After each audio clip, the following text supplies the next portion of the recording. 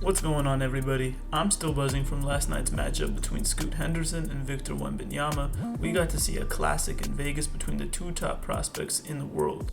Both prospects had stellar performances and made their case as to why they should be the top pick in next year's draft. The opening set for the Ignite team was out of horns. Scoot gets the ball to the high post, cuts through and sets a flex screen, and as this play dies down and they don't get anything out of it, Scoot gets the ball, attacks the middle of the floor, and shows us his patented pull-up. Money.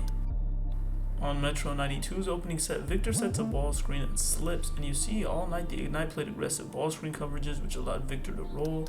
He draws over a tag, and look how 28 sneaks on the baseline and gets an easy basket because of Victor's roll gravity.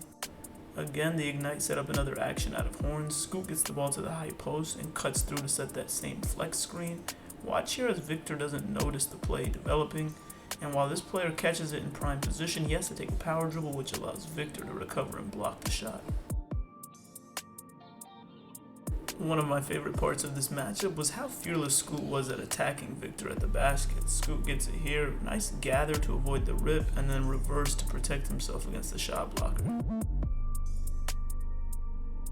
Scoot also really impressed me all night with his ability to move without the basketball. Watch this as he gets the ball to 12, executes a give and go, and then uses his body to shield Victor off for a nice finish. This clip was fascinating because it's not very often you see a 7'4" guy dribble up the ball and call his own number and get a basket in isolation.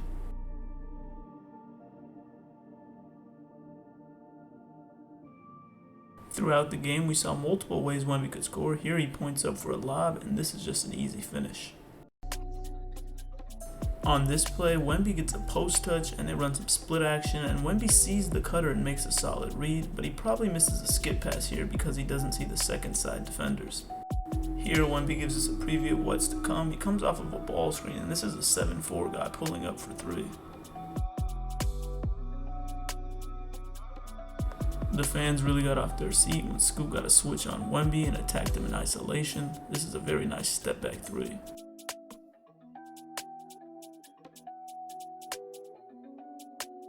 Throughout the night, I was impressed with Scoot's playmaking. Watch Scoot attack the middle of the floor. Victor has to honor his pull-up, and this is a solid interior pass that leads to 2 free throws. Scoot has to work to get open on this play, but he gets a solid rip screen from a teammate, goes back door, and then he sees Wemby coming over and makes a nice touch pass to an open shooter. Really like this play as the Ignite get an early push. Watch Scoot on this play as he catches it and goes right into his top gear, getting right into the paint. This forces Wemby to rotate over, and a nice drop-off pass for an easy finish. On this play, Scoot again gets to the middle of the floor. He makes a really solid bounce pass, but watch Wemby recover and erase this shot.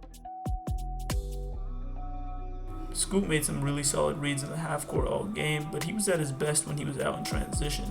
Watch this play as he gets a rebound, pushes it up early, gets to his spot, and he feeds the rim runner with a beautiful bounce pass.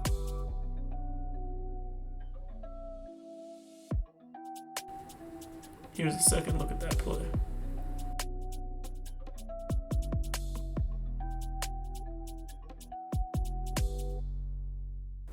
Wemby didn't roll after the ball screens very often, but I thought when he did, Metro 92 got some really good offense. Look as they have to make a full body tag on him and a teammate gets wide open for three. On this next play, much of the same. They're going to reverse the ball to Tremont Waters. Wemby's going to come up and set a ball screen. And look how they have to rotate over. Single side tag here, wide open teammate.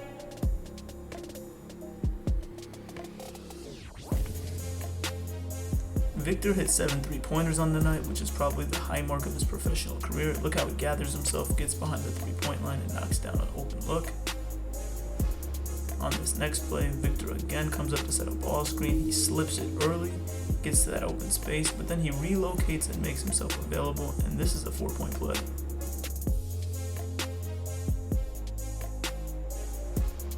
At this point, he was just feeling it. Watch how he trails the ball in transition and flows effortlessly into a pull-up three. This kid's special. Victor's combination of ball handling, quickness, and his high release point make it so hard to contest his shot, and that's why he was fouled on a couple jump shots last night. My favorite part about this battle, it was clear that Victor and Scoot had never faced off against a prospect like one another. Watch here as Scoot gets by him and gets a foul. On this next possession, Scoot makes probably the highlight of the night. Watch how he improvises with the handle, and then he Euro steps, and look, Victor can't change directions quick enough, and Scoot makes an inside hand reverse.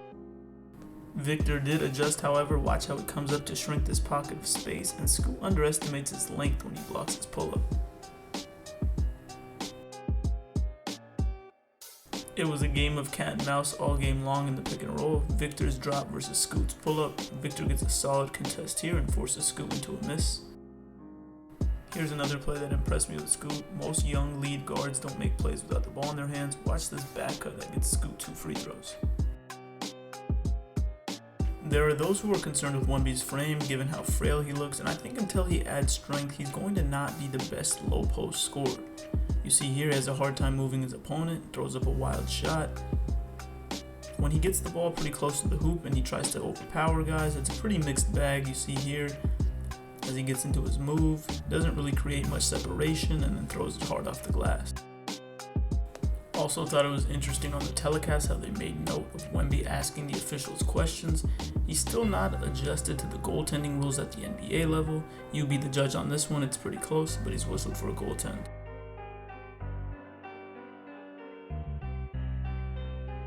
I was pretty impressed with Scoot's defensive awareness all game long. Watch as Scoot is on the weak side, and as Wemby rolls, he cheats over and knocks this ball off of Wemby to force a turnover.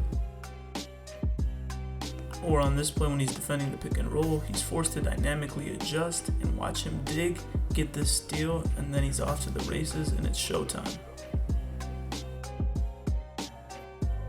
Most young guard prospects with elite physical tools don't show the pacing we saw from Scoot last night. I thought he was under control for most of the game. Watch this nice transition pull-up. All game long, Metro 92 was unable to keep Scoot out of the middle, and watch here as he shows the poise and the patience to fake both defenders off their feet and get the easy finish. This game got very close during crunch time. Watch as Victor slips this ball screen. He pops back out to the three-point line, and you see this defender tag over because of the threat of Victor as a shooter. Stays for a beat longer than he'd like to, and that leads to 2 points after the nice entry pass from Victor. Scoot is so dynamic in transition. Watch how he pushes this ball off of a make before Metro 92 can set up. He hits it ahead, gets the return pass, and then he's wide open for 3. Later in the fourth, let's take a moment to appreciate Scoot's defensive effort here to fight through a screen, take a stab at the ball, and keep SEC legend Tremont Waters in front of him and force a miss.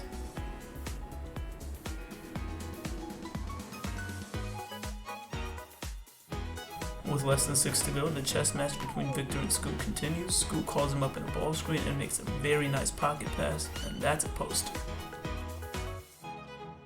Scoot continues his dominance of this final period. Watch how he picks up the loose ball, pushes the ball in transition. He senses Wemby behind him and makes an on-time and on-target pass to a wide-open shooter, and that puts them up 9.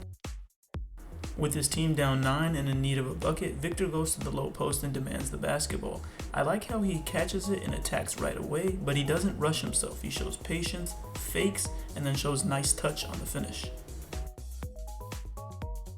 Just like we saw in the Ignite's opening set of the game, they're going to run some action here, but when the play dies down, Scoot's able to get to the middle of the floor and show us that patented pull-up. Still down 9 here. I like how Metro 92 sets a pin down for Wemby for him to get a head start on his defender. He then ghosts this ball screen. This leads to a miscommunication and a wide open 3. All game, Metro 92 had trouble containing Scoot because of his ability to change speeds and change directions. He explodes here, but what a block by Wemby. Wemby gambles for a steal right here, and he makes a nice effort to get back in the play, but again, not used to these rules, he gets a goaltend. The very next trip down, Wemby V-cuts to the basketball, rises up and knocks down a 3 to bring them within 5. With less than 2 minutes to play, Scoot foolishly pulls up in front of Wemby with not enough separation, and he blocks this one out of bounds. Wemby puts together another strong sequence here. He comes out and contests this shot beautifully into a miss. And then as Metro 92 pushes the ball down the floor, they hit it ahead, find Wemby in the corner, and now the lead is all of a sudden just 3.